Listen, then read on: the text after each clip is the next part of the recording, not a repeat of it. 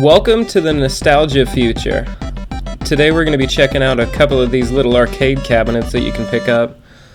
This first one's from My Arcade, and it's kind of awesome.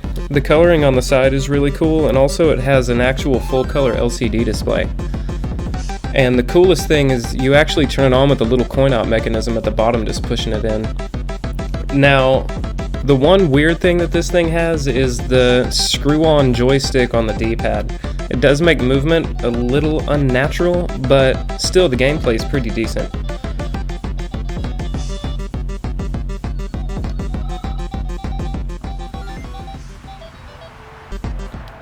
Okay, here we have Tetris, and it's made from another manufacturer. It's not My Arcade. I actually don't remember who made this. I got it as a gift, but it came from Amazon, and it was definitely the cheapest of the three. Now, it does not have a full-color LCD like the My Arcades do, but it still gives you a pretty decent game of Tetris for just a short little burst. And I like it has a little coin sound whenever you press the power button for the first time. You can choose your level, and the high score there, it actually never saves it. It totally fakes you out. It's not even real. But the core gameplay is just what Tetris should be. It's pretty good. The controls are also a little bit better as well. Okay, here's Burger Time, and again, the presentation of these My Arcade ones are just awesome. They look so good just sitting on a cabinet. But Burger Time wasn't a game I ever played as a kid. As far as I know, it's a little bit older than Dig Dug, but the gameplay isn't that good on this little screen either. You'll notice here whenever I turn it on, Burger Time's actual sprites and pixels are a little bit too small, and it makes it a little hard to tell what you're doing in this game.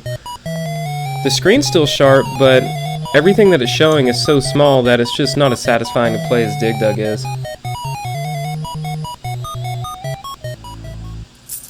Alright, let's check out some gameplay on these.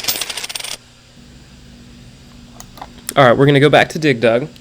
And I like how the title screen rolls up too, instead of just like cutting directly onto the screen. Now, the sound on these is adjustable. I think it's only 3 levels though. Silent, what you'd actually want it at, and then 2 levels of too loud. And I would die immediately. Hold on. Yeah, there we go. Let me go up here and get him. Now, I don't know if you can tell, but the audio quality is actually pretty good on these too. There's not any clipping, it doesn't sound crunchy or anything, it just sounds like it should. Now, it's super tony and has no bass, of course, but for what you're paying and for what this thing really is, it's as good as you could ask for. Okay, let's see if I can get through level 2 without dying again. Also, the screen is just smooth, like the gameplay feels right, there's not a lag in the controls or anything. Still, the only problem with it is that weird screw-on joystick. Since it's on a D-pad, I guess it kind of helps you move in the 4 directions and not try to, you know, go up left or down right or that kind of thing. But it's still, you click and clack back and forth and it's a little less satisfying than a real stick. Okay, here's Tetris, and you'll see a little bit better video of the display I'm talking about. I don't know what these are actually called, but they are kind of cool. I don't really hate that it doesn't have an LCD, because Tetris is such an easy game to run anyway that it doesn't really need an LCD. And also, this kind of backlit display adds a little extra level of, like, nostalgia to it. It reminds me of those games you could pick up from grocery stores and stuff whenever I was a kid in the late 90s, early 2000s that were a couple of bucks a piece, like Space Invaders or something like that. But again, the core gameplay is pretty good, but this one does have one pretty big problem. The joystick is better than the other two because it's not mounted on a D-pad, but it's still gated, so it's a little bit weird to use also. But the biggest thing with this one is it doesn't actually save the high score ever, and also this one, sometimes you can't scroll left, and I'm not sure what it is or if it's like a defect, but it affects the gameplay. Okay, back to Burger Time. Has the same scrolling launch screen just like Dig Dug did.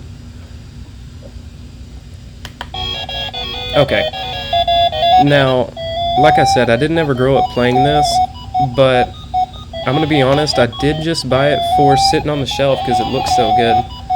The audio loop is a little less, well, it's just super annoying, let's put it that way. It only loops for about, what, a couple of seconds and then goes back. And again, the screen is it's just not good for this type of really tiny sprite and artwork that Burger Time has. This definitely is a better experience when it's on a bigger screen. It's night and day difference, as to where Dig Dug is pretty close to being what it should be. But it plays just like it should, and again, the audio is not bad either in terms of quality. Now, out of these three, the two My Arcade cabinets are definitely worth the money, no question. Now, the Tetris one, if you're a fan of Tetris, maybe you collect these things on the side, it's pretty cool. I'd pick it up for how cheap you can get it. But in terms of, like, if you're just buying one to sit on a shelf, then I'd go with the My Arcade cabinets. They're a little more expensive in stores, but you ought to be able to find them online for at least half price. And for that, they're a good buy. Thanks for checking out the Nostalgic Future. Let me know in the comments if you have any of these and what your thoughts are on them too. I heard they're hackable, so I'd like to see some more details on that too.